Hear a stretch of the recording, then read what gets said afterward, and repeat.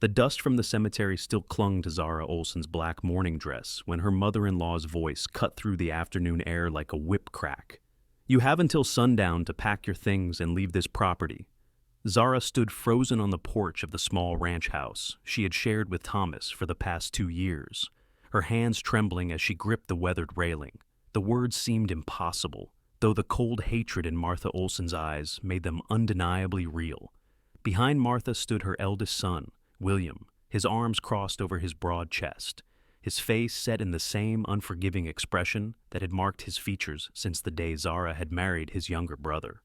"But Martha, this is my home," Zara said, her voice barely above a whisper. The October sun beat down on Kingston, Nevada, with relentless intensity, making the black fabric of her dress feel like it was suffocating her. "Thomas and I built this life together. This ranch belonged to my family long before you came into the picture," Martha spat, her weathered face twisted with contempt. "Thomas may have been foolish enough to marry a woman with no family, no dowry, and no prospects, but he'd never change the deed. This land belongs to me, and I want you gone." The year was 1883, and Zara had already learned that women had few rights in matters of property and inheritance. She had met Thomas 3 years ago when she was working as a seamstress in the general store, and he had courted her with a gentle persistence that had won her heart. At 22, she had thought herself lucky to find a man who loved her, despite her lack of family connections. Her parents had died of fever when she was 16, and she had been making her own way in the world ever since. Now, at 24, she was a widow, with nothing to her name but the clothes on her back and the grief weighing down her heart. "Please," Zara said, hating the desperation in her voice. "Give me a few days to make arrangements. I have nowhere to go." "That is not my concern," Martha said coldly. "William will be moving into this house with his wife and children by the end of the week. You have until the sun touches the horizon." Zara looked at William, hoping for some sign of compassion, some memory of the times she had helped his wife with their children, the meals she had brought to their home when his youngest was sick with croup. But his face remained impassive, and she understood then that whatever grievances the Olsen family held against her, they had been festering long before Thomas's horse threw him and broke his neck 4 days ago. With no other choice, Zara turned and walked into the house that had been her home. Her vision blurred with tears as she moved through the rooms, gathering her few possessions. She had a small trunk that had belonged to her mother, and she filled it with her clothes, her sewing supplies, a daguerreotype of Thomas taken on their wedding day, and the worn Bible that had been a gift from her grandmother. Everything else in the house belonged to the Olsen family, or so Martha would claim. By the time the sun began its descent toward the distant mountains, Zara stood on the dirt road that led away from the ranch, her trunk at her feet, and her entire world reduced to what she could carry. She had $23 saved from selling her sewing work, tucked into a small purse hidden beneath her dress. It was not enough to start a new life, but it would have to be enough to survive until she figured out what came next. The walk into town took nearly an hour, and by the time Zara reached the main street of Kingston, her arms ached from carrying the trunk and her throat was parched from the dry Nevada air. The town was small, with a single main street lined with wooden buildings that housed a general store, a saloon, a bank, a blacksmith, and a handful of other establishments. At the end of the street stood a small church, and beyond that, the road continued toward the bigger towns and cities that lay somewhere in the vast western landscape. Zara set her trunk down outside the general store where she had once worked and tried to think clearly through the fog of exhaustion and grief. Mrs. Henderson, who owned the store with her husband, had always been kind to her, but Zara knew they had hired another girl to take her place after she married Thomas. There was no work waiting for her there. She was standing in the fading light, trying to decide whether to spend precious money on a room at the boarding house or to save every penny and sleep somewhere less comfortable, when a voice spoke from behind her. "Excuse me, miss, you look like you could use some help." Zara turned to find a man watching her with concerned eyes. He was tall, well over 6 feet, with broad shoulders and the weathered look of someone who spent his days working under the Nevada sun. His hair was dark brown, almost black, and his eyes were a striking shade of blue-gray that seemed to take in everything at once. He wore the practical clothes of a working ranch hand, sturdy denim pants, a worn cotton shirt, and a hat that had seen better days. Something about the direct honesty in his gaze made her instinctively trust him, though she had learned to be cautious around strange men. "I am managing, thank you," Zara said, though her voice lacked conviction. The man glanced at her trunk, then at her mourning dress. An understanding flickered across his face. "You were at the funeral today. Thomas Olsen's wife." Zara nodded, surprised that he had noticed her. "Did you know my husband?" "Not well," the man admitted. "I have a small ranch about 10 miles north of here. I come into town for supplies every week or so. I saw Thomas around from time to time." He paused, seeming to weigh his words carefully. "I am sorry for your loss." "Thank you," Zara said softly. The man extended his hand. "Benjamin Brooks. Most folks call me Ben." Zara shook his hand, noting the calluses that spoke of hard manual labor. "Zara Olsen. Mrs. Olsen, I do not mean to pry, but it is nearly dark, and you are standing in the street with your belongings. Are you in some kind of trouble?" The kindness in his question nearly undid her. Zara felt her composure cracking, but she forced herself to speak evenly. "My husband's family has claimed the ranch. I am looking for a place to stay while I figure out my next step." Ben's jaw tightened, and she saw anger flash in his eyes. "They threw you out? Today? After you just buried your husband?" "They gave me until sundown," Zara said, and heard the bitterness creeping into her voice. For a long moment, Ben said nothing.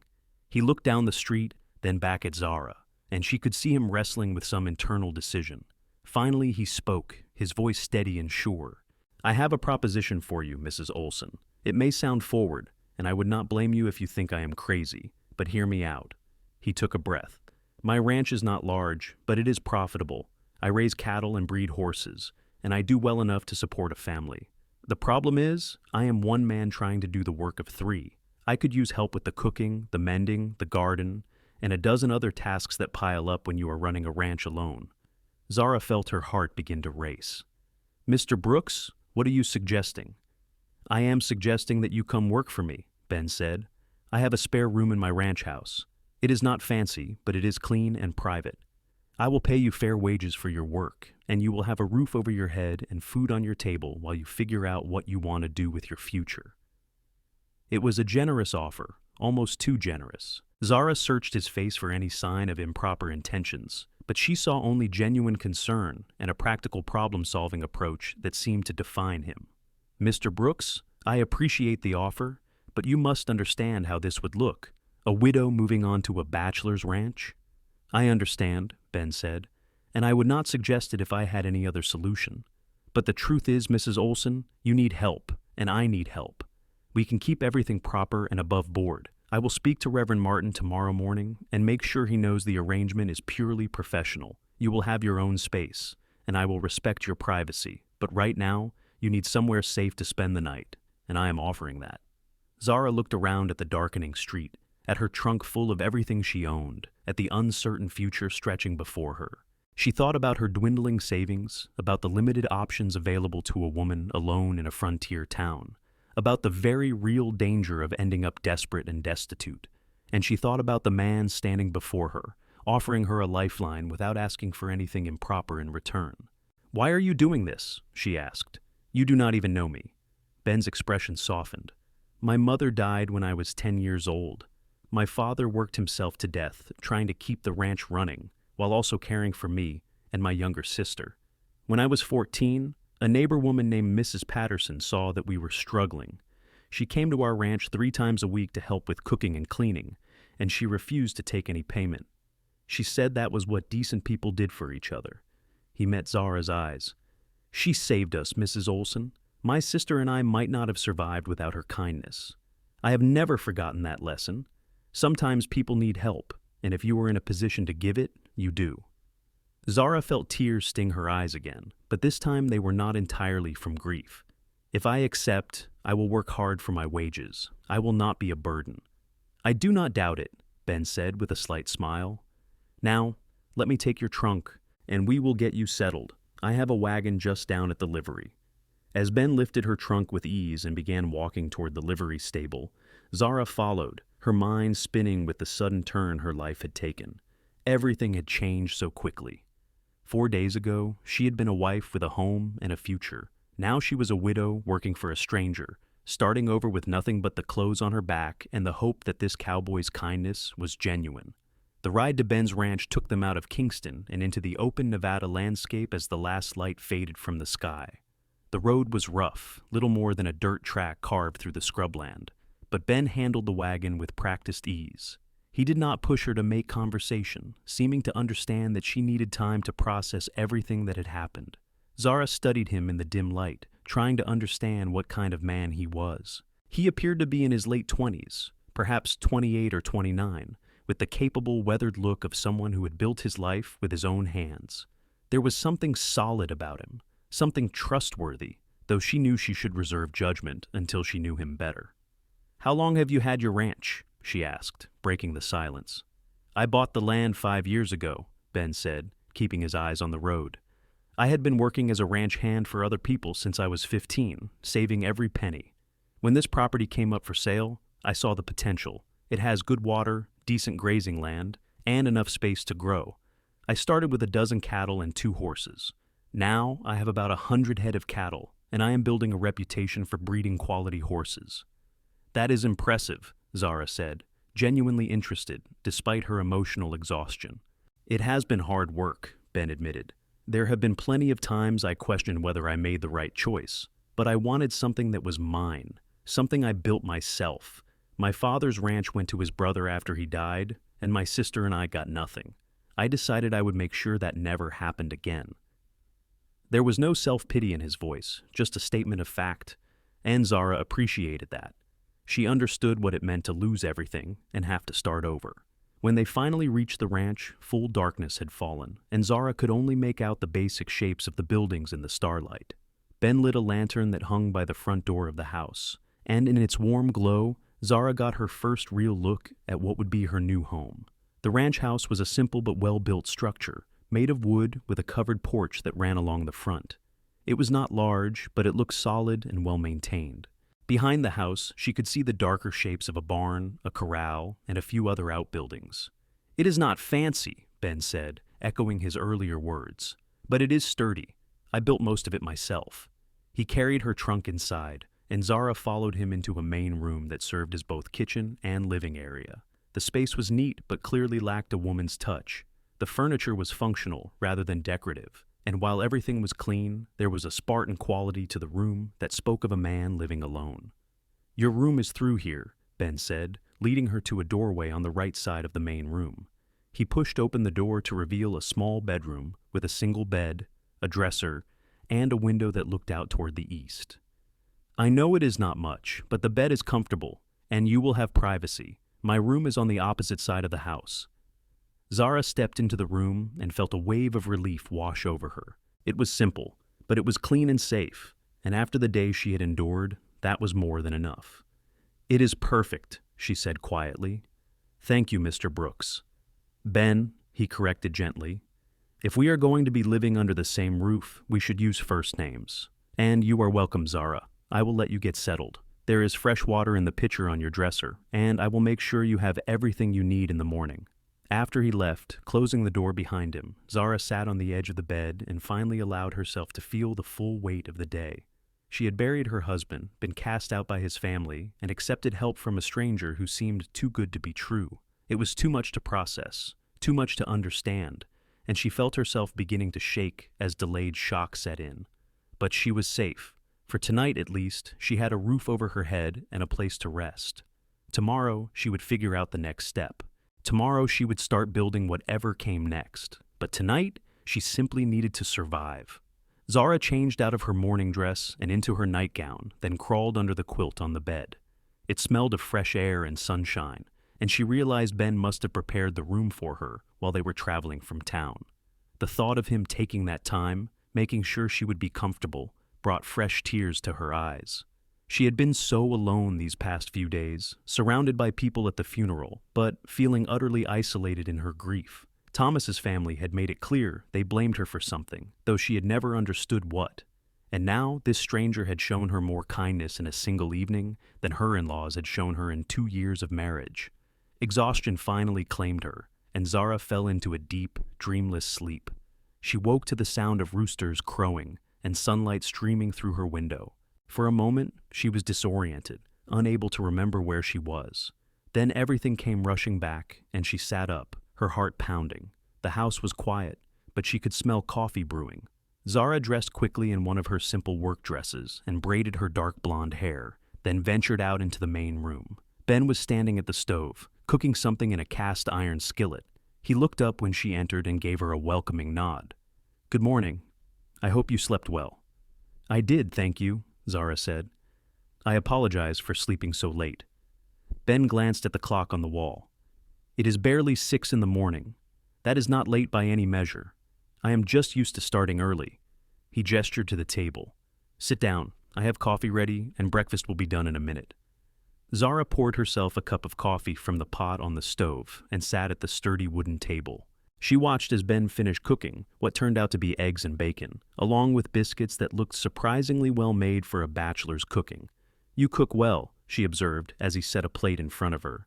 "I learned out of necessity," Ben said with a slight smile. "When you live alone, you either learn to cook or you starve. I am not great, but I can make the basics." They ate in companionable silence for a few minutes before Ben spoke again. "I thought we could spend today going over what needs to be done around here, and you can decide what tasks you want to take on. I do not expect you to do everything. We will figure out a division of labor that makes sense." "I told you I would work hard for my wages," Zara said. "I meant it. I am happy to take on whatever needs doing." Ben studied her for a moment. "Zara, I know you are grieving. I know the past few days have been impossibly hard. You do not have to prove anything to me. Take the time you need." His understanding threatened to break through the fragile control she had built around her emotions. "If I am not working, I will think too much," she said honestly. "I need to stay busy." He nodded, seeming to understand. "All right, then let me show you around." After breakfast, Ben gave Zara a tour of the ranch. In the daylight, she could see that he had built something impressive. The ranch house sat on a slight rise, giving a view of the surrounding land. To the east, mountains rose in the distance, their peaks still holding snow even in October. To the west, the land rolled away in waves of scrubland and grass, dotted with cattle that grazed peacefully in the morning sun. The barn was well built and housed 6 horses, including a magnificent black stallion that Ben clearly took pride in. "That is Shadow," he said, running a hand along the horse's neck. "I bought him 3 years ago, and he has become the foundation of my breeding program. His foals sell for good money." There was a chicken coop that housed about 24 hens, a vegetable garden that had seen better days, a smokehouse, and a workshop, where Ben did repairs and built what he needed. Everything was functional, but clearly maintained by someone working alone.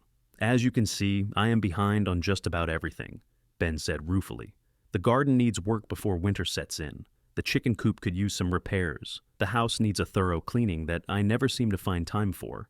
And I have been mending my own clothes, which means everything I own is held together with questionable stitching." Despite herself, Zara felt a smile tug at her lips. "I can see I will have my work cut out for me."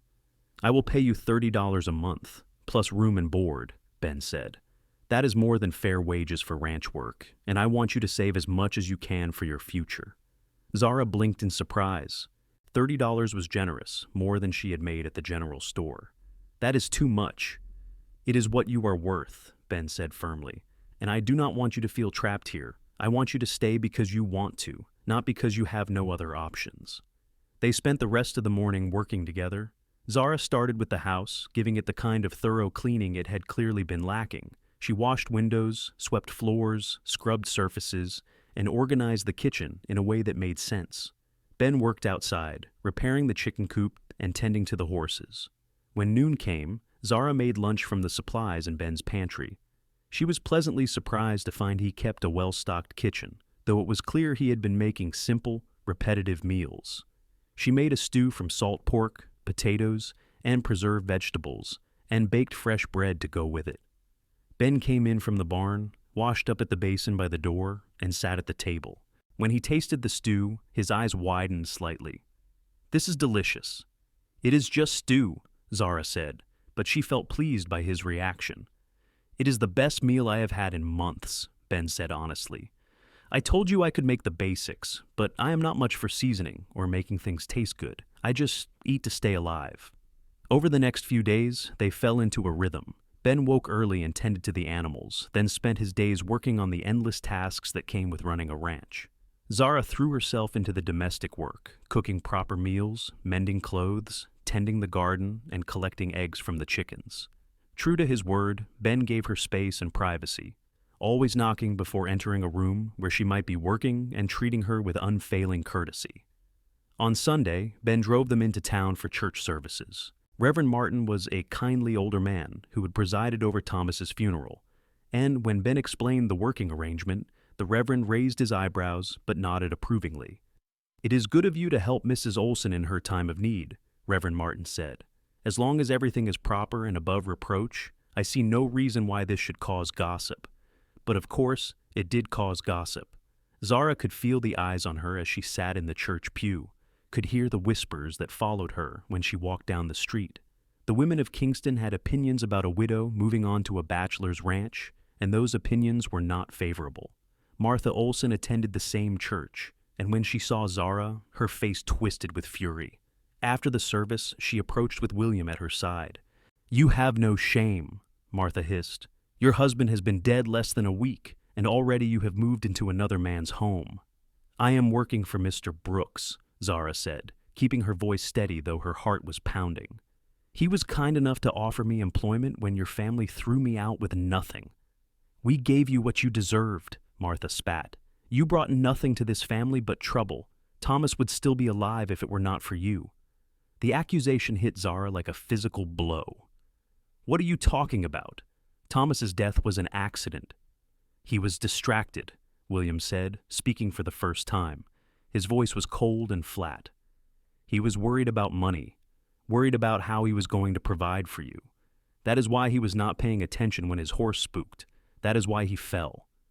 "That is not true," Zara said, but her voice trembled. She had not known Thomas was worried about money. He had never told her. "Believe what you want," Martha said, "but stay away from my family. You have done enough damage." Ben appeared at Zara's side, and she realized he had been watching the exchange from a distance. His face was calm, but there was steel in his eyes. "I think this conversation is over," he said quietly. "Mrs. Olsen, shall we go?" Zara nodded, not trusting herself to speak. As they walked toward Ben's wagon, she felt her composure crumbling. Once they were out of town, heading back toward the ranch, she finally broke down. "I am sorry," she said, wiping at her eyes. "I am sorry you have been dragged into this mess." "You have nothing to apologize for," Ben said firmly. "Those people treated you shamefully, and what Mrs. Olsen said was cruel and untrue. You are not responsible for your husband's accident." "But what if she is right?" Zara said, her voice breaking. "What if Thomas was worried about money because of me? What if I was a burden to him?" Ben pulled the wagon to a stop and turned to face her. "Zara, listen to me. From what I heard around town, Thomas Olsen was a decent man, but not a particularly good rancher. His family's ranch was struggling long before you married him. If he was worried about money, it was because of his own circumstances, not because of you. And even if he was distracted when he fell, that was not your fault. Accidents happen. Horses spook. That is the reality of life out here." His words were matter of fact but kind, and they helped ground her. "Thank you," she said softly. They rode the rest of the way in silence, and when they reached the ranch, Zara went straight to her room. She needed time alone to process Martha's words and the grief that kept threatening to overwhelm her. But by evening, she emerged and made dinner, determined not to let her sorrow prevent her from honoring her agreement with Ben. He did not press her to talk, but his quiet presence was comforting. The weeks passed, and October gave way to November. The weather turned colder, and Zara helped Ben prepare the ranch for winter. They harvested the last of the vegetables from the garden, stored hay for the cattle, and made sure the animals had adequate shelter. Working side by side, they began to develop an easy partnership, each anticipating what the other needed. Zara found herself looking forward to their meals together, to the conversations that ranged from practical matters to deeper discussions about their hopes and dreams. Ben was intelligent and thoughtful, with a dry sense of humor that occasionally surprised a laugh out of her. He told her about his sister, who had married and moved to California, and about his plans to expand the ranch over the next few years.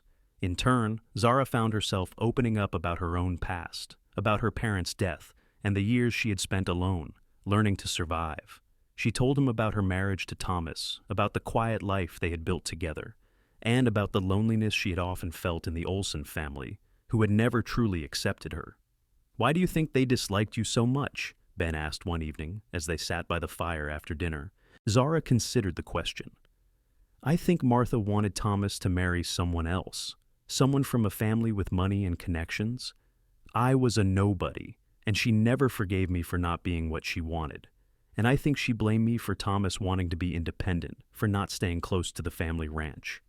"That is not a reasonable thing to blame someone for," Ben said. "A man should be allowed to make his own choices." "I agree," Zara said, "but I do not think Martha is a reasonable woman." As November turned to December, Zara realized that the grief that had consumed her was gradually transforming into something different. She would always miss Thomas, would always carry the sadness of his loss, but she was also discovering that life continued. And more surprising, she was discovering that she enjoyed her life at Ben's ranch. She liked the work, the feeling of building and maintaining something. She liked the quiet beauty of the Nevada landscape, the way the mountains turned pink and gold in the sunset. And she liked Ben more than she was entirely comfortable admitting. He was nothing like Thomas, who had been gentle and soft-spoken, but also somewhat passive, always deferring to his family's wishes.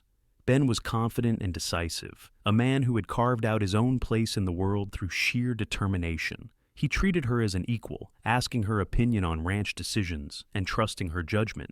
And he was handsome, though Zara tried not to think about that too much.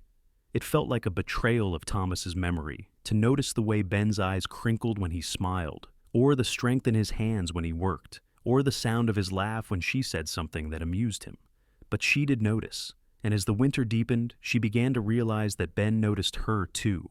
She would catch him watching her as she worked in the kitchen, or see the way his gaze lingered when she came in from collecting eggs. There was something growing between them, something neither of them had planned or invited, but that seemed inevitable nonetheless. It was 2 days before Christmas when things changed. Zara had been at the ranch for nearly 3 months, and they had settled into such an easy routine that it was hard to remember a time when she had not lived there. She was making preparations for a Christmas dinner, determined to create some small celebration despite the circumstances. Ben had brought home a chicken from town, and she was planning to roast it with herbs and vegetables. They were sitting by the fire after dinner, and Ben was reading while Zara mended a shirt. The domestic scene felt comfortable and right, and Zara found herself thinking about the future, about what would happen when winter ended and spring came. "Ben," she said, breaking the comfortable silence, "can I ask you something?" He looked up from his book. "Of course. Why have you never married? You are a good man with a successful ranch. Surely women have been interested." Ben set his book aside and was quiet for a moment, considering his answer. "I have been focused on building this ranch," he said finally, "and I suppose I have been waiting for the right person. My parents had a good marriage, full of love and respect. I have always wanted that for myself, and I was not willing to settle for less." "That makes sense," Zara said softly. "Can I ask you something?" Ben said. "Yes. Do you think you will leave when spring comes, go somewhere else and start fresh?" The question took Zara by surprise, though she realized she should have expected it. "I do not know," she said honestly.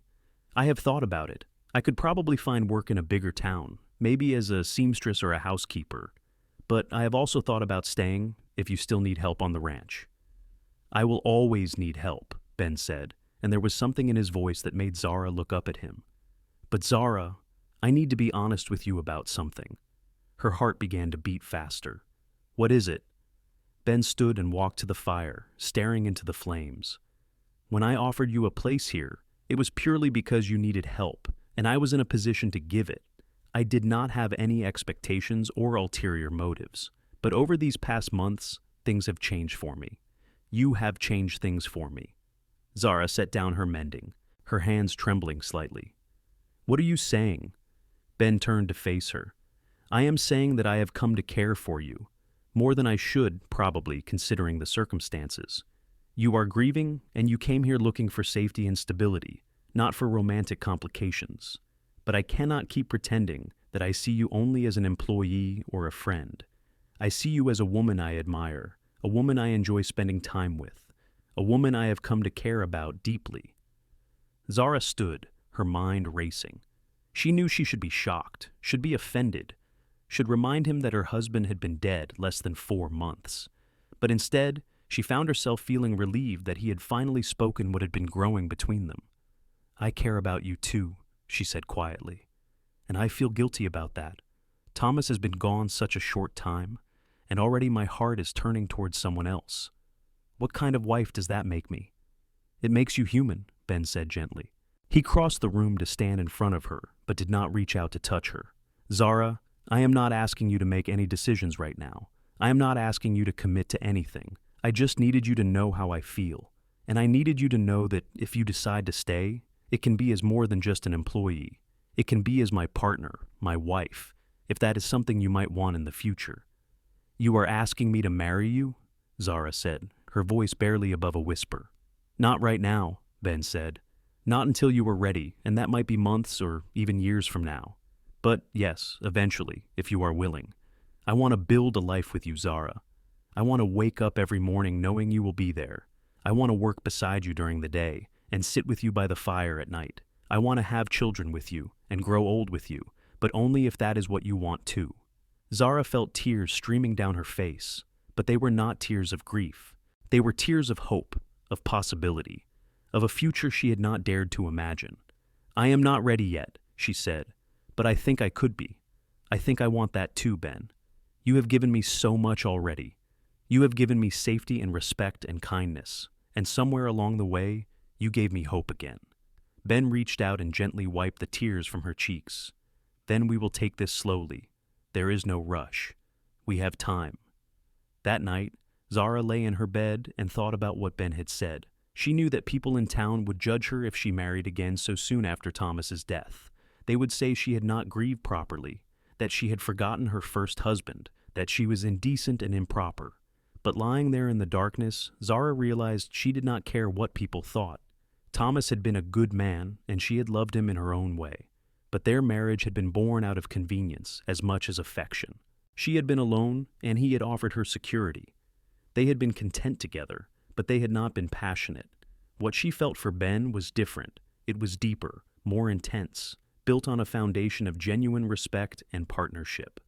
Ben did not just offer her security, he offered her equality. He saw her as a partner, not as someone to be taken care of or told what to do, and that made all the difference. Christmas came and went quietly. Zara made the special dinner she had planned, and Ben surprised her with a gift, a beautiful shawl he had bought in town, deep blue with intricate embroidery. She had made him a new shirt, carefully stitched and fitted to his measurements, and the delight in his face when he tried it on warmed her heart. They did not speak more about Ben's proposal, but the understanding hung between them, a promise of a future they would build when the time was right. Winter deepened, and Nevada experienced a harsh cold spell that kept them close to the house for days at a time. They spent long evenings talking, playing cards, and reading aloud to each other. Zara found herself laughing more, smiling more, feeling more like herself than she had in years. In late January, news came that Martha Olsen had fallen ill with pneumonia. Despite everything that had happened between them, Zara felt compelled to help. She made soup and bread and asked Ben to drive her to the Olsen ranch. When they arrived, William answered the door. His face was haggard with worry, and for the first time, Zara saw him as something other than her enemy. He was a son worried about his mother. "I brought food," Zara said simply, "and if you need help caring for her, I can assist." William stared at her for a long moment. "Why would you help us after what we did to you?" "Because she is sick," Zara said, "and because holding grudges does not help anyone." William's face crumpled slightly, and Zara realized he was close to tears. "She is very ill. The doctor says it could go either way." "Let me see her," Zara said. She spent the afternoon at Martha's bedside, helping to cool her fever and get her to take sips of water and broth. Martha was delirious and did not recognize her, but Zara tended to her with gentle care. When she finally left, William walked her to the door. "Thank you," he said quietly. "You did not have to do that." "I know," Zara said, "but I wanted to." As they drove back to Ben's ranch, he looked at her with admiration. "You are a remarkable woman, Zara Olsen." "She is still my husband's mother," Zara said. "No matter what happened between us, I could not just ignore that she was suffering. Martha survived the pneumonia, though it took her weeks to fully recover. William came to the ranch in early February to thank Zara properly and to apologize for how his family had treated her. "My mother was wrong," he said, standing awkwardly in Ben's kitchen.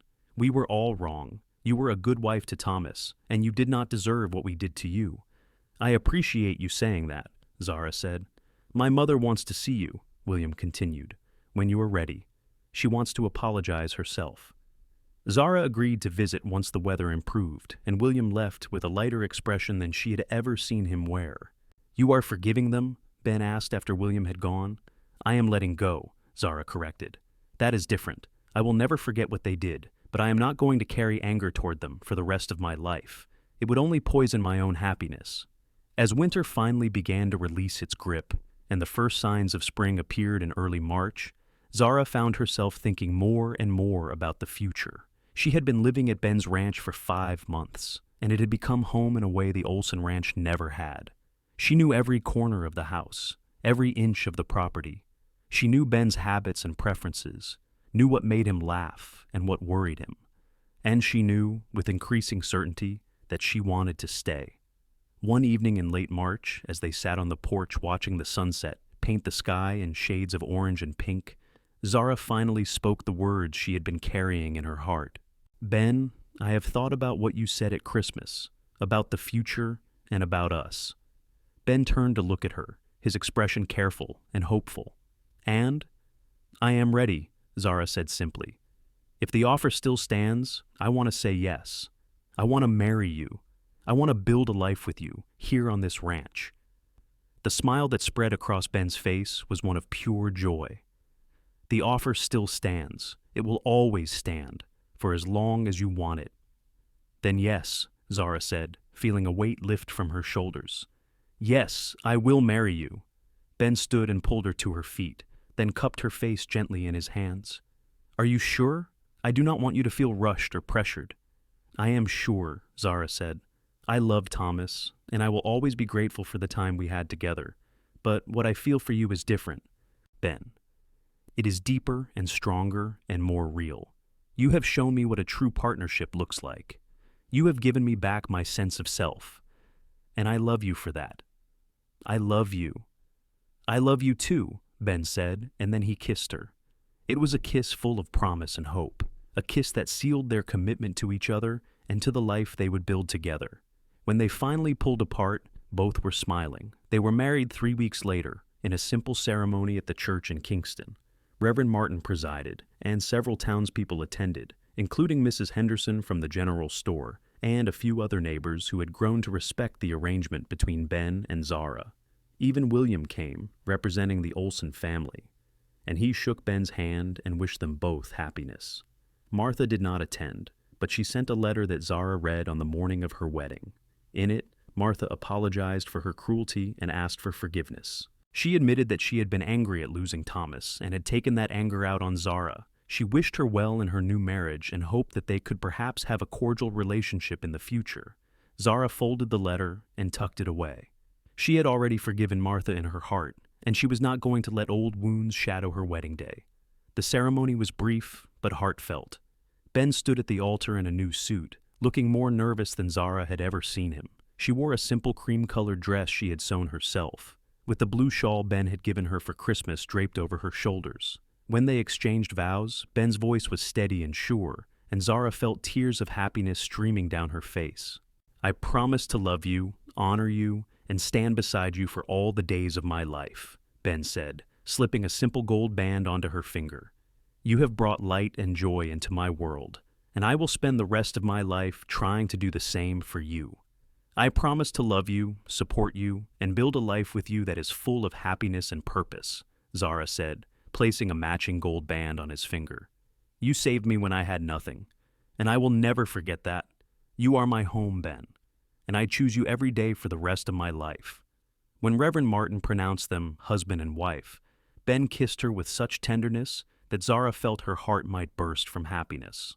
The small gathering applauded, and as they walked back down the aisle as Mr. and Mrs. Benjamin Brooks, Zara felt like she was stepping into the life she was always meant to have. They held a small reception at the ranch with food and drink provided for the guests who had made the journey out from town. Mrs. Henderson cornered Zara at one point and took her hands. "I am so happy for you, dear," she said warmly. "Ben Brooks is a good man, and you deserve happiness after everything you have been through." "Thank you," Zara said sincerely. "Your kindness has always meant so much to me." As the sun set and the guests departed, Ben and Zara were finally alone. They stood on the porch, watching the last of the wagons disappear down the road, and Ben wrapped his arms around her from behind. "How are you feeling, Mrs. Brooks?" he murmured against her hair. "Happy," Zara said, leaning back against him. "Happier than I have been in a very long time." That night, as they came together as husband and wife, Zara felt like she had finally found where she belonged. Ben was gentle and passionate, attentive to her needs and desires, and when they finally fell asleep tangled together, Zara felt a sense of peace she had never known before. The months that followed were some of the happiest of Zara's life. Spring gave way to summer, and the ranch flourished under their combined efforts. Zara's garden produced an abundance of vegetables. The chickens laid more eggs than they could use, and Ben's cattle herd grew steadily. They worked side by side during the day and fell into each other's arms at night, building a life that was rich in love and purpose. In late August, Zara realized she was pregnant. She had missed her monthly courses and had been feeling queasy in the mornings, and when she finally allowed herself to believe it might be true, joy and fear warred within her. She told Ben one evening after dinner, her hands trembling as she spoke, "I am going to have a baby." Ben's face went through a series of expressions: shock, disbelief, and then pure elation. "A baby? We are going to have a baby?" "Yes," Zara said, and then she was in his arms, both of them laughing and crying at the same time. "This is the best news," Ben said, pulling back to look at her. "Are you happy? Is this what you want?" "Yes," Zara said without hesitation. "Yes, I want this. I want to have a family with you." Ben placed a gentle hand on her still flat stomach. "A family?" he repeated, wonder in his voice. "Our family." The pregnancy progressed smoothly, and as autumn arrived and Zara's belly began to swell, she felt like her life had finally come full circle. A year ago, she had been burying Thomas and being cast out by his family. Now she was married to a man she loved deeply, carrying his child and living a life full of purpose and joy. In early December, William came to visit with surprising news. Martha had sold the Olsen ranch and was moving to live with William's family. She wanted to give Zara and Ben some of the proceeds from the sale, as a way of making amends for taking the ranch that should have been partially Zara's. "She wants you to have $200, William said, handing over an envelope. "She knows it does not make up for what happened, but she hopes it helps." Zara accepted the money with gratitude. $200 was a substantial sum, and she and Ben decided to use it to build an addition onto the house, extra bedrooms for the children they hoped to have. Winter came again, and Zara grew larger and more uncomfortable as her due date approached. Ben fussed over her constantly, barely letting her lift anything heavy and insisting she rest frequently. Zara found his attentiveness both endearing and occasionally frustrating, but she understood it came from a place of love. On a cold February night, her labor began. Ben rode into Kingston to fetch the midwife, a capable woman named Mrs. Davis, who had delivered most of the babies in the area. The labor was long and difficult, lasting through the night and into the next day, but finally, as the sun set on the second evening, Zara gave birth to a healthy baby boy. Ben held his son with tears streaming down his face, his expression one of absolute wonder. "He is perfect," he whispered. "Zara, he is absolutely perfect." They named him Jacob Thomas Brooks, honoring both Ben's father and Zara's first husband. When Zara held her son for the first time, feeling his tiny weight in her arms and seeing his dark hair and blue-gray eyes that matched his father's, she felt a love so profound it took her breath away. The early months with Jacob were exhausting, but joyful. Ben proved to be a devoted father, walking the floor with the baby at night, changing diapers without complaint, and gazing at his son with unabashed adoration. Zara watched her husband with their child and fell even more deeply in love with him. Spring came again, marking nearly a year and a half since Zara had first come to the ranch. The addition to the house was completed, giving them 2 new bedrooms and more space for their growing family. The ranch continued to prosper, and Ben hired a young ranch hand named Charlie to help with the increasing workload. Life settled into a comfortable rhythm. Zara cared for Jacob while also managing the household and garden. Ben worked the ranch with Charlie's assistance, And in the evenings, they came together as a family, playing with their son, making plans for the future, and reveling in the happiness they had built together. When Jacob was about 6 months old, Zara found herself pregnant again. This time, the pregnancy came as less of a surprise, and both she and Ben were delighted at the prospect of giving Jacob a sibling. The second pregnancy was easier than the first, and in early March, when Jacob was just over a year old, Zara gave birth to a daughter. They named her Sarah Mae Brooks, after Ben's mother and Zara's grandmother. Sarah had Zara's dark blonde hair and a temperament that was already showing signs of being much more easygoing than her energetic brother. With 2 young children and a thriving ranch, life was busy but fulfilling. Ben proved his business acumen by expanding the horse breeding operation, and his horses gained a reputation throughout Nevada for quality and temperament.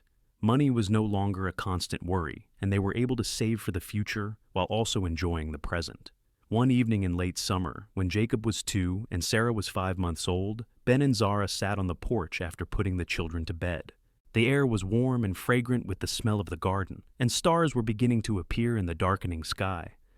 "Do you ever think about how different things could have been?" Ben asked, his arm around Zara's shoulders. "What do you mean?" Zara asked. "If I had not been in town that day, if I had not seen you standing there with your trunk, looking lost, our lives would be completely different." Zara considered this. "I think we were meant to find each other. I think everything that happened, as painful as some of it was, led us to where we are now, and I would not change that for anything." "Neither would I," Ben said, pulling her closer. "You know, when I offered you a place here, I thought I was doing a good deed. I thought I was helping someone in need, but it turns out you saved me too." "How did I save you?" Zara asked, surprised. "I was lonely," Ben admitted. "I had my ranch and my work, but I was missing what really matters: love, companionship, family. You brought all of that into my life. You made this house a home. You gave me children. You gave me a reason to build something bigger than just a successful business." Zara felt tears prick her eyes. "You gave me hope when I had none. You showed me what love should look like, what partnership should feel like. You gave me a home and your name, but more than that, you gave me yourself. And that is the greatest gift I have ever received." They sat in comfortable silence for a while, watching the stars emerge and listening to the sounds of the ranch settling down for the night. The cattle lowing in the distance, the horses moving in the barn, the chickens roosting for the night, all of it was the soundtrack of the life they had built together. As the years passed, their family continued to grow. When Sarah was 2, Zara gave birth to another son, Michael, named after Ben's grandfather. 2 years after that came twins, a boy and a girl they named Daniel and Emma. Their house, expanded several times over the years, was filled with laughter and noise and the beautiful chaos of a large family. Ben's ranch became one of the most successful in the region. His horses were sought after from California to Colorado, and his cattle operation provided a steady income that allowed them to live comfortably and save for their children's futures.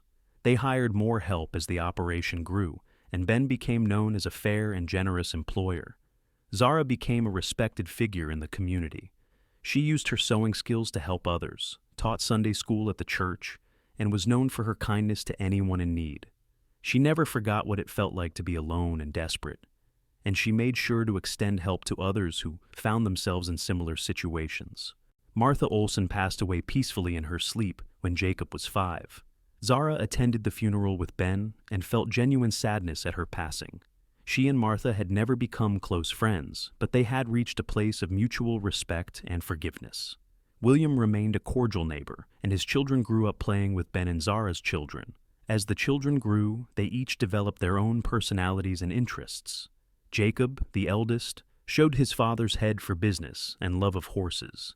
Sarah was quiet and thoughtful, with a gift for music that delighted everyone. Michael was adventurous and brave, always getting into scrapes but with a good heart. The twins, Daniel and Emma, were inseparable and kept the household in constant motion with their energy and mischief. Ben and Zara raised their children with love and discipline, teaching them the value of hard work, the importance of kindness, and the strength that came from family. They made sure each child knew they were loved and valued, and they created a home where laughter was common and affection was freely given.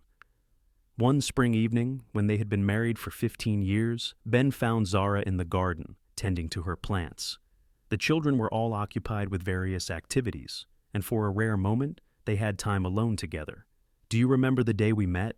Ben asked, kneeling beside her to help pull weeds. "Of course," Zara said, smiling at the memory. "I was standing in the street with everything I owned in a trunk, trying to figure out what to do next. And you came along and offered me hope." "You looked so lost," Ben said, "but also so determined. I could see that you were not going to give up, no matter how hard things got. That is what made me want to help, that strength." "I did not feel strong," Zara admitted. "I felt terrified and alone." "But you survived," Ben pointed out. "You took the chance I offered, you worked hard, and you built a new life. That takes incredible strength." Zara set down her gardening tools and looked at her husband. He was now in his early 40s, with strands of gray appearing in his dark hair and lines around his eyes from years of working in the sun. But to her, he was as handsome as the day they met. More so, even because now she knew the depth of his character, the goodness of his heart, the steadiness of his love. "We built a new life together," she corrected. "I could not have done any of this without you." "And I could not have done it without you," Ben said. He took her hands, dirty from the garden, and held them gently. "Zara Brooks, you are the best thing that ever happened to me. I love you more today than I did the day we married, and I will love you more tomorrow than I do today." "I love you too," Zara said, leaning in to kiss him, "always and forever." As the years continued to pass, their love only deepened. They faced challenges together: a bad year for cattle prices, a drought that tested their resources, the normal trials of raising 5 children. But they met each obstacle as a team. They celebrated triumphs together: Jacob's first horse sale, Sarah's beautiful singing at the church Christmas program, Michael's recovery from a serious illness, the twins' graduation from school. When Zara was 40, they welcomed one final surprise: another son they named Benjamin Jr. after his father. The older children doted on their baby brother, and Ben and Zara marveled at the unexpected gift of another child in their later years. The ranch continued to thrive under Ben's management, and eventually, Jacob joined him in running the operation. Father and son worked side by side, and Ben took great pride in teaching Jacob everything he knew about horses and cattle and managing the land. It was clear that the ranch would be in good hands when Ben eventually decided to step back. Sarah married a young lawyer from a nearby town and moved away, but she visited often with her own growing family. Michael joined the territorial militia and served with honor before returning to help on the ranch. The twins, Daniel and Emma, both showed artistic inclinations, with Daniel becoming a skilled woodworker and Emma pursuing painting. Through it all, Ben and Zara remained devoted to each other. They still sat on the porch in the evenings, watching the sunset and talking about their day. They still made each other laugh with shared jokes and memories. They still reached for each other in the night, finding comfort and passion in each other's arms. On their 20th wedding anniversary, Ben surprised Zara with a trip to San Francisco. They left the children in Jacob's capable care and took the train west, marveling at the sights of the big city. They stayed in a fine hotel, ate in elegant restaurants, and walked along the ocean together. It was the first time either of them had seen the sea, and they stood hand in hand, watching the waves crash against the shore. "Thank you for this adventure," Zara said, leaning against Ben as they watched the sunset over the Pacific Ocean. "Thank you for 20 years of adventures," Ben replied. "Every day with you has been a gift." "Even the hard days?" Zara asked with a slight smile. "Especially the hard days," Ben said seriously. "Because those are the days when we learned what we were made of, when we discovered how strong we could be together." They returned to the ranch refreshed, and even more committed to each other and to the life they had built. The children welcomed them home with a celebration, and Zara felt overwhelmed by the abundance of love in her life. As they entered their 50s and then their 60s, Ben and Zara gradually stepped back from the daily operations of the ranch, trusting Jacob and Michael to handle most of the work. They spent more time with their grandchildren, delighting in watching the next generation grow. They traveled occasionally, visiting Sarah and her family, exploring parts of the West they had never seen. But they always returned to the ranch, to the home they had built together, to the land that had witnessed their love story unfold. The house, expanded and improved over the years, was filled with memories, Every room held stories of laughter and tears, of family dinners and quiet evenings, of children learning to walk and grandchildren being rocked to sleep. On a warm summer evening, when they had been married for 35 years, Ben and Zara sat on their porch, as they had done countless times before. Ben was now 70, and Zara was 61. Their hair was white, their faces lined with age, but their love burned as bright as ever. "Do you ever have regrets?" Zara asked, a question she had never posed before. Ben looked at her with surprise. "Regrets? About what?" "About anything. The choices you made, the life we built." Ben was quiet for a moment, truly considering the question. Then he shook his head firmly. "Not a single regret. Every choice I made led me to you, led us to this life. How could I regret any of that?" "I feel the same way," Zara said softly. "Even the painful parts. Even losing Thomas and being cast out by his family. Because if those things had not happened, I would not have been standing in that street the day you found me. We would not have this life, these children, these grandchildren." "Exactly," Ben said. He reached over and took her hand, his grip still strong despite his age.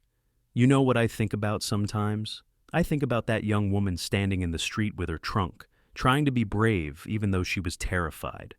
And I think about the man I was then, focused on his ranch and his work, not realizing what was missing from his life. We were both incomplete, Zara, and then we found each other and became whole." Zara felt tears slide down her cheeks, but they were happy tears. "You still have such a way with words, Ben Brooks." "Only when I am talking about you," he said with a smile. Then his expression grew more serious. "Promise me something, Zara. Anything. Promise me that when I am gone, you will remember how much I loved you. Promise me you will tell our children and grandchildren the story of how we met, how we built this life together. I want them to know that real love exists, that it is worth fighting for, that it can overcome any obstacle." "I promise," Zara said, squeezing his hand. "But you are not going anywhere for a long time yet. We still have years ahead of us." And they did have more years, precious years, filled with watching grandchildren grow, celebrating milestones, and simply enjoying each other's company. They took pleasure in the small things, morning coffee together, walks around the ranch, quiet evenings reading by the fire. They had built a legacy that would endure for generations, not just in the successful ranch and the large family, but in the example they set of what true partnership and love could be. Ben passed away peacefully in his sleep at the age of 78, with Zara at his side. She mourned him deeply, but without the desperate grief she had felt when Thomas died. This was different. She and Ben had built a life together, had loved each other fully and completely for 38 years. They had said everything that needed to be said, had held nothing back. When she looked back on their time together, she felt gratitude more than sorrow. True to her promise, Zara told their story to anyone who would listen. She told the grandchildren about the day their grandfather offered a home and his last name to a desperate widow. She told them about building a life from nothing, about learning to love deeply, about the importance of kindness and second chances. And she made sure they understood that real love was not something that just happened. It was something you chose every day, something you worked at and nurtured and protected. Zara lived for another 12 years after Ben's death, surrounded by her children and grandchildren and great-grandchildren. She remained on the ranch until the very end, in the house she and Ben had built together. And when she finally closed her eyes for the last time at the age of 90, it was with a smile on her face and peace in her heart. She was laid to rest beside Ben in the small cemetery in Kingston, under the shade of an old oak tree. Their shared headstone bore a simple inscription that Jacob had chosen: Benjamin and Zara Brooks. They offered each other a home, a name, and a love that lasted forever. The ranch continued to thrive under Jacob's stewardship, and eventually passed to his children and grandchildren. The Brooks name became synonymous with quality horses and honest dealings throughout Nevada and beyond. But more than that, it became a name associated with love, family, and the kind of enduring commitment that Ben and Zara had exemplified. Years later, when Jacob was an old man himself, he would sit on the same porch where his parents had spent so many evenings and tell his own grandchildren the story. He would tell them about the day a young widow stood in the street with everything she owned in a trunk, and a cowboy offered her hope. He would tell them about two people who found each other in the most unlikely circumstances and built something extraordinary together. And he would remind them that love, real love, was the most powerful force in the world. It could heal wounds, bridge divides, and transform lives. His parents had proven that, and their legacy lived on in every member of the Brooks family who chose love over fear, kindness over cruelty, and hope over despair. The story of Ben and Zara Brooks became a legend in Kingston and the surrounding area, a reminder that sometimes the worst moments in life could lead to the most beautiful beginnings. It was a story about loss and hope, about grief and joy, about finding love in unexpected places and having the courage to embrace it. But most of all, it was a story about two people who saw each other not as society defined them, a desperate widow and a lonely bachelor, but as they truly were, two souls searching for home. And when they found each other, they discovered that home was not a place, but a person. That family was what you built with love and commitment, and that the greatest adventure was choosing to spend your life with someone who saw you, valued you, and loved you exactly as you were. The sun set over the Nevada landscape as it had for generations, painting the sky in brilliant shades of orange and pink and purple. The ranch that Ben had built and that he and Zara had grown together still stood strong, a testament to hard work and vision. The house still echoed with laughter and love, now filled with a new generation of Brooks children, learning the values their great-great-grandparents had lived by. And if you listened carefully on quiet evenings, some said you could still feel the presence of Ben and Zara Brooks, sitting on that old porch, hands entwined, watching the sunset together, as they had done for 38 years. Their love had not ended with death.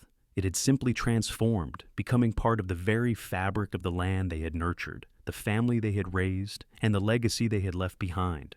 It was a love story for the ages, born from tragedy and hardship, but ultimately triumphant.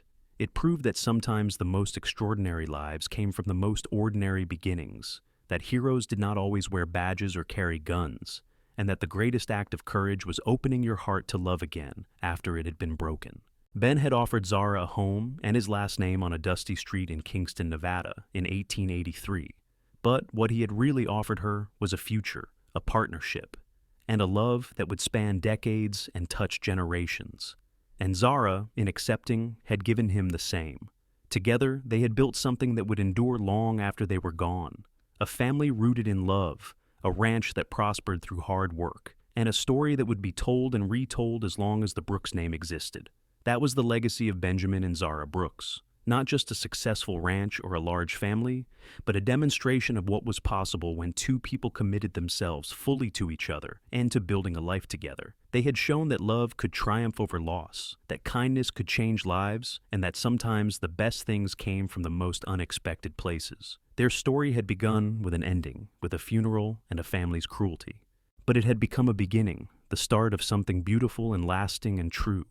And though Ben and Zara were gone, their love remained, woven into every sunset over the Nevada mountains, every laugh of a Brooks child, every moment of kindness extended from one person to another.